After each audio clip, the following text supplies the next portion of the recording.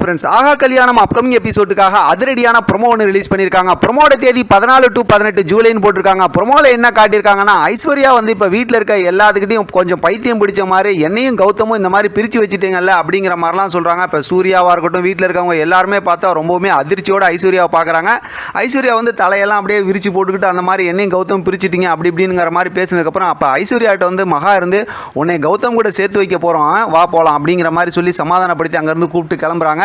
இங்கே பார்த்தோம் அப்படின்னா கௌதமுக்கு ஏதோ ஒரு இடத்துல பொண்ணு பேசி அந்த தாம்பாளம் மாற்ற போகிற நேரத்தில் கரெக்டாக ஐஸ்வர்யா உள்ளே வந்து அந்த தாம்பாளத்தெல்லாம் தட்டி விட்டுறாங்க. அதுக்கப்புறம் மகா இருந்து எங்கள் அக்காவோட வாழ்க்கையில் வந்து இவர் நம்பிக்கை கொடுத்து ஏமாற்றி இந்த மாதிரிலாம் நாசம் பண்ணிட்டார் அப்படிங்கிற மாதிரி சொல்கிறாங்க. இப்போ ஐஸ்வர்யா வந்து செம்மையாக நடித்து சித்ரா கௌதம் காலெல்லாம் விழுந்து என்னை ஆசீர்வாதம் பண்ணுங்க அப்படிங்கிறாங்க. இப்போ கௌதம் வந்து எனக்கு பயமாக இருக்குமா அப்படிங்கிற மாதிரிலாம் அழுகுறாங்க.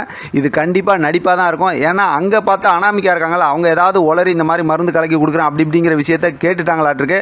அதனால தான் இந்த திட்டத்தை வந்து ஐஸ்வர்யா கையில் எடுத்திருக்காங்க. ஐஸ்வர்யாவுக்கு நடிக்கிறதுக்கு சொல்லியா கொடுக்கணும், அவ்வளோ சூப்பராக இருக்குது ப்ரோமோ. இதை பற்றின உங்களோட கருத்து கமெண்ட் பாக்ஸில் தெரியப்படுத்துங்க. தொடர்ந்து ஆதரவு கொடுங்க. தேங்க்யூ ஃப்ரெண்ட், தேங்க்ஸ் ஃபார் வாட்சிங்.